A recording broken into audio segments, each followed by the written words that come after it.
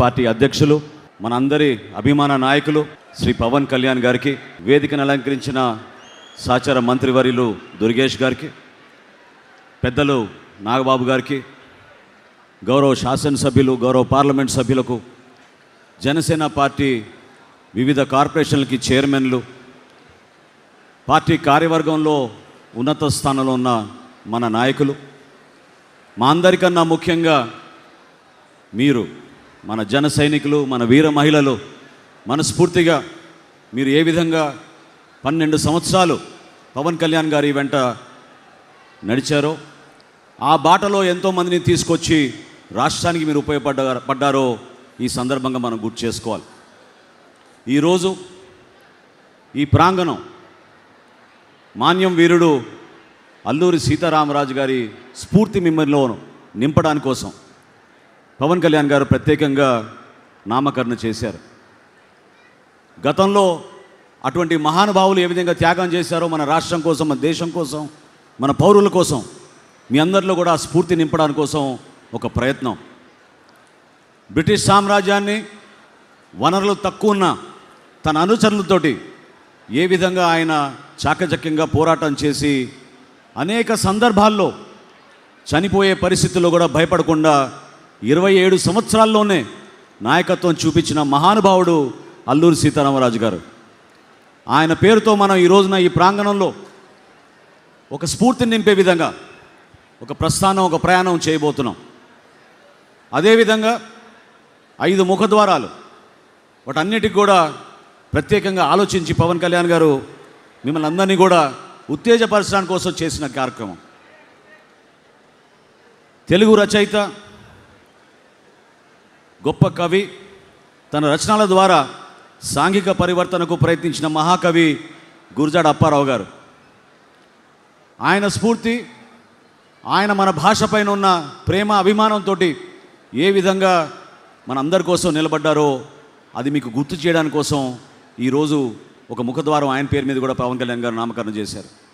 అదేవిధంగా కోడి రామ్మూర్తి నాయుడు గారు, ప్రముఖ మల్లయోధుడు, బలశౌలి, ఆయన అంతర్జాతీయ స్థాయిలోనే మన రాష్ట్రానికి ప్రత్యేకంగా ఆ రోజుల్లో ఎంతో కష్టపడాల్సిన సందర్భాల్లో కూడా గొప్ప పేరు తీసుకొచ్చారు.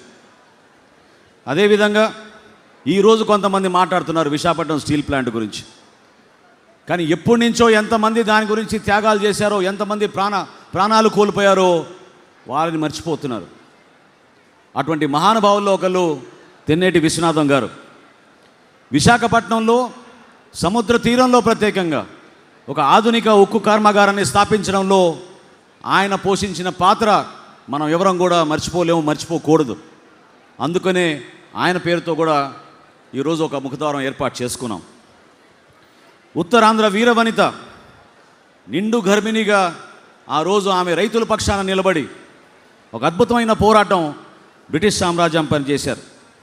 ఆమె మన వీరనారి గున్నమ్మ గారు. ఆ విధంగా మనలందరినీ కూడా ఇన్స్పైర్ చేస్తూ మన చరిత్ర గురించి, మన ప్రాంతంలో త్యాగాలు చేసిన మహానుభావుల్ని గుర్తు చేసుకుని జనసేన పార్టీ ప్రయాణం ఎప్పుడు కూడా ముందుకు సాగుతుంది. మీరందరూ కూడా ఆలోచించాల్సిన ముఖ్యమైన అంశాలు, మీలో ఒక కొత్త భావన వచ్చే విధంగా దేనికోసం ఈ ప్రయాణం అని తెలపాల్సిన బాధ్యత కూడా మన పైన ఉందని మన పార్టీ అధ్యక్షులు పవన్ కళ్యాణ్ గారు ఎప్పుడు చెప్తూ ఉంటారు. ఒక రిజిస్టర్డ్ పొలిటికల్ పార్టీ నుంచి జనసేన ఈరోజు ఒక రికగ్నైజ్డ్ పొలిటికల్ పార్టీగా ఎదిగింది. దాని వెనక ఎంతోమంది కృషి చేశారు. ఇందాక యువత ఎంతోమంది మాట్లాడారు. నిన్న మొన్న జరిగిన సేనానితో జరిగిన ఆ కార్యక్రమంలో ప్రతి ఒక్క సామాన్యుడు, కార్యకర్త, వీరమహిళ ఏ విధంగా వాళ్ళు కష్టపడి పార్టీ కోసం నిలబడ్డారో, ఏ విధంగా పవన్ కళ్యాణ్ గారు వాళ్ళని గుర్తించారో గర్వంగా చెప్పుకోగలిగారు. ఈరోజు ఇందాక మహిళ అక్కడ గ్లాస్ సింబల్ పట్టుకుని ఆమె చూపిస్తూ ఉంటే మనకి ఈ రికగ్నిషన్ ద్వారా ఈరోజు జాతీయ స్థాయిలో మన రికగ్నైజ్డ్ పొలిటికల్ పార్టీగా ఎదిగితే మనకి ఆ గ్లాస్ సింబల్ పర్మనెంట్గా జనసేన పార్టీ అభ్యర్థులకు ఎక్కడ పోటీ చేసినా మనం సాధించుకోగలిగాం. దాని వెనక ఏమాత్రం స్వార్థం లేకుండా సుదీర్ఘమైన ప్రస్థానం చేసిన మన నాయకుడిది. ఆ స్ఫూర్తి మీరందరూ కూడా నిలుపుకోవాలి. కార్యక్రమం ప్రారంభంలో వీర మహిళ గోవిందమ్మ గారిని ఎందుకు మనం గుర్తించాం, ఎందుకు ఆ గౌరవం ఇచ్చాం? ఎందుకంటే మరువలేని సంఘటన అది. అర్ధరాత్రి పూట మన అధ్యక్షుడిని ఆ రోజు నిర్బంధించి నోవోటెల్లో పెడితే ఆ మహిళ 3 సంవత్సరాల బిడ్డతో వచ్చి నోవోటెల్కి ఎదురుగా సముద్ర తీరాన కూర్చుని రాత్రంతా దీక్ష చేసి పవన్ కళ్యాణ్ గారిని విడిచే వరకు నేను వెళ్ళనని చెప్పి ఆమె నిలబడిన తీరు మనందరినీ కూడా ఉత్తేజపరచాల్సిన సందర్భాలు మర్చిపోకండి. ఎందుకంటే ఈ రోజున కొంతమంది ఆవేశంతో, కొంతమంది అనుభవం లేక పార్టీ గురించి, ఆయన పడిన కష్టాల గురించి మర్చిపోయి క్షేత్రస్థాయిలో జరుగుతున్న కొన్ని వాస్తవ పరిస్థితులను ఆధారం చేసుకుని మమ్మల్ని ఎవరు పట్టించుకోవడం లేదనుకుంటున్నారు. ప్రభుత్వం వచ్చి 14 మాసాలైంది. పరిపాలన పైన ఒక పట్టు తెచ్చుకోవాలి. ఎన్నికల ముందు మనం ఇచ్చిన హామీలు, వాగ్దానాలు ప్రజలకి ఏ విధంగా మనం మాట ఇచ్చామో కూటమిని బలపరుచుకుంటూ గౌరవ ముఖ్యమంత్రి చంద్రబాబు నాయుడు గారు, కేంద్రంలో ప్రధానమంత్రి నరేంద్ర మోడీ గారి నాయకత్వంలో పవన్ కళ్యాణ్ గారు ఏ విధంగా సమన్వయపరుచుకుంటూ కష్టపడుతూ ప్రభుత్వ యంత్రాంగాన్ని ముందుకు తీసుకెళ్తున్నారో మీ అందరూ కూడా అర్థం చేసుకోవాలి. ఏ కార్యక్రమం చేసినా సామాన్యుడి కోసం ఆలోచిస్తారు. ఏ పథకం తీసుకొచ్చినా మీ అందరికీ ఉపయోగపడే విధంగా ఆలోచిస్తారు. ఎవరికి ఇక్కడ స్వార్థాలు లేవు. ఒక్కసారి దయచేసి ఆలోచించండి. మీరు 5 సంవత్సరాలు ఎంత నష్టం జరిగిందో మన రాష్ట్రానికి, ఆర్థికంగా ఎంత వెనకడుగేశాం, ఎంత దుర్మార్గంగా ప్రవర్తించారు, ఏ విధంగా వాళ్ళ అరాచకాల వలన కనీసం ప్రజాస్వామ్యంలో పోటీ చేసుకోలేని పరిస్థితి తీసుకొచ్చిన వైఎస్ఆర్సీపీ పాలకుల గురించి మీరందరూ కూడా గుర్తుపెట్టుకోవాలి. ఒక్కొక్క సందర్భాల్లో మీ మెమరీ తక్కువ ఉండొచ్చు, కానీ మర్చిపోబాకండి. దయచేసి ఆంధ్రప్రదేశ్ రాష్ట్ర ప్రజలందరినీ కూడా నేను సవినయంగా కోరుతున్నాను.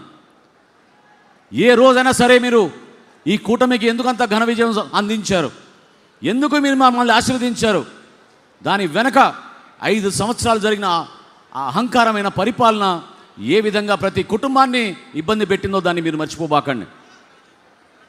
సంక్షేమంలోనూ అభివృద్ధిలోనూ ప్రతి అడుగు మీకోసం ఏ విధంగా నిజాయితీగా మన సామాన్యంగా ఉండే మన కార్యకర్తలు, మన నాయకులు అందించే సమాచారం బేస్ చేసుకుని ప్రతి సందర్భంలో పవన్ కళ్యాణ్ గారు నిలబడతారు.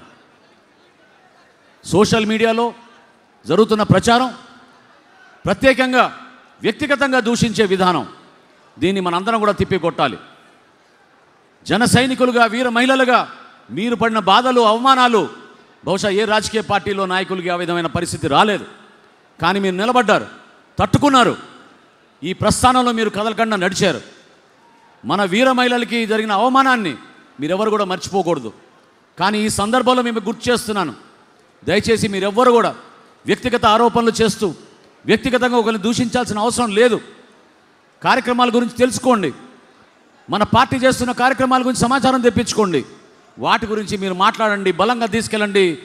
ఏ విధంగా మనం మన కూటమి ప్రభుత్వంలో భాగస్వాములుగా మనం అద్భుతమైన కార్యక్రమాలు చేస్తున్నామో అది అందరికీ తెలియజేయండి. ఇది మన బాధ్యత. అంతేగాని ఈరోజు నిన్న మేము రిషికొండకి వెళ్ళాం. ఇది చాలా ఆశ్చర్యకరమైన విషయం. 453 కోట్ల రూపాయలతోటి తన నివాసం కోసం ఖర్చు పెట్టుకుంటే ఒక మహానుభావుడు ఈరోజు పత్రికలో రాస్తారు, పైనుంచి పెచ్చులూడిపై పడిపోతే 4 అంగుళాల దూరం పడింది, అది కావాలని జరిపారు, అక్కడ నీళ్లు కూడా ఎక్కడి నుంచో వచ్చినట్టు ఒక పత్రికల్లో సగం పేజీ రాశారు ఇవాళ. అంటే ఇంతకన్నా దుర్మార్గమైన ఆలోచనలు ఉంటాయి చెప్పండి? మేము అక్కడ వెళ్ళినప్పుడు హడావిడిగా మేము పోయి 4 ముక్కలు ఎరగొట్టి నీళ్ళేసి ఈ విధంగా కట్టారని చెప్తామా? అంత అవసరమా? అసలు నువ్వు ఎందుకు 453 కోట్ల రూపాయలతోటి నీ సొంత ఇంటి కోసం ఖర్చు పెట్టావు చెప్పాలి జగన్మోహన్ రెడ్డి గారు. ఋషికొండలో పర్యావరణానికి జరిగిన నష్టం, రాష్ట్ర ప్రజల్ని మోసం చేసి ఏ విధంగా డబ్బుల్ని దుర్వినియోగం చేసి సొంత అవసరాల కోసం వాడుకున్నారో ప్రజలకి జవాబు చెప్పాలి. ఇటువంటి దుష్ప్రచారాలు కావాలని కొంతమంది మీడియాలో చేస్తున్న ప్రచారాన్ని కొట్టగలిగే శక్తి కేవలం మనకే ఉంది. మన జన సైనికులు, వీర మహిళలు, దయచేసి మీరు చేస్తున్న ప్రతి కార్యక్రమాల్లో పార్టీ అధ్యక్షులు పవన్ కళ్యాణ్ గారు ఇచ్చిన సందేశాన్ని మీరు తీసుకెళ్ళండి. ఎక్కడ కూడా పొరపాటు జరగకూడదు. ప్రజాస్వామ్యాన్ని పరిరక్షణ కోసం, ప్రజాస్వామ్యాన్ని నిలబెట్టడం కోసం, యువతకు ఒక అద్భుతమైన అవకాశం కల్పించడం కోసం పవన్ కళ్యాణ్ గారు ఏ విధంగా ముందుకు తీసుకొచ్చారో మీరు చూశారు. మీలోనే నాయకత్వం కావాలని కోరారు ఆయన. ఈరోజు కూడా నేను ఇందాక నా మీటింగ్లో అందరికన్నా ముందు మాట్లాడినప్పుడు ఒక మాట చెప్పాను. ఈరోజు వేదిక మా కోసం కాదు, ఎవరైతే పార్టీ కోసం నిలబడ్డారో కార్యకర్తలు, మన జన సైనికులు, వీర మహిళలు, వాళ్ళని ఆహ్వానించి వాళ్ళకి ఈ వేదిక ఇమ్మని మన పార్టీ అధ్యక్షులు కోరారు. ఈ రోజున మీరు గెలిపిస్తేనే మేము గెలిచాం, మీరు ఆశీర్వదిస్తేనే మాకు ఈ పదవులు వచ్చినాయి. పవన్ కళ్యాణ్ గారి నాయకత్వంలో ప్రజల్లోకి మనం తీసుకెళ్లాల్సింది ఒకటే ఒకటి. కూటమిని మనం బలోపేతం చేసుకుంటూ 3 పార్టీల్ని సమన్వయపరచుకోవాల్సిన బాధ్యత మనందరికీ ఉంటుంది. ప్రతి ఒక్కరికి పదవులు రావు. అదేవిధంగా నాయకత్వం కోరితే మీకు రాదు. నాయకత్వం కావాలంటే మీలో ఒక బలమైన ఒక తపన, పనిచేసే ఒక నమ్మకం మీలో రావాలి. ఆలోచించండి. మీరు ఒక డిసిప్లిన్ ఉండాలి, ఒక కమిట్మెంట్ ఉండాలి, మీలో కష్టపడే మనస్తత్వం ఉండాలి. అప్పుడు ఆ నాయకత్వం వస్తుంది. మనం చేసే ప్రతి కార్యక్రమం, ఈరోజు తెలుగు రాష్ట్రాల్లో 12,34,000 సభ్యత్వం మనం చేయగలిగామంటే అది కేవలం మీరందరూ చేసిన కృషి. నిజాయితీగా కష్టపడ్డారు పార్టీ పిలుపు మేరకు. మర్చిపోలేము ఆ సంఘటనలు. పార్టీ నుంచి మేము చేయాల్సిన కార్యక్రమాలు ఎప్పుడు కూడా మీకోసం అంకిత భావంతో చేసుకుని ముందుకెళ్తాం. నేను పార్టీ చేరకముందు పవన్ కళ్యాణ్ గారితో అనేక సందర్భాల్లో మాట్లాడుకున్నప్పుడు ఒక ముఖ్యమైన అంశం నేను చాలా సందర్భాల్లో ప్రస్తావించాను. పదవుల కోసం కాదు మేము చేసిన ప్రయాణం. నేను అప్పటికే శాసనసభాపతిగా ఉన్నాను. పవన్ కళ్యాణ్ గారు ఎప్పటి నుంచో సమాజానికి అంకితం అయిపోయారు. దేనికోసం ఈ ప్రస్థానం అని అనుకున్నాం ఆ రోజున. ఈ ప్రస్థానం మీకోసం, మీకు ఒక చక్కటి వేదిక జనసేన ద్వారా కల్పించడానికి కోసం, ఈ పార్టీ ద్వారా భారతదేశంలో, రాష్ట్రంలో ఒక మార్పు తీసుకొచ్చి ప్రజాస్వామ్యాన్ని నిలబెట్టి ప్రతి ఒక్కరికి మేలు చేయడానికి కోసం, ఒక తపనతో పనిచేయడానికి కోసం ఈ కార్యక్రమం. అంతేగాని స్వార్థ రాజకీయాల కోసమో స్వలాభం కోసం కాదు ఈ ప్రయాణం.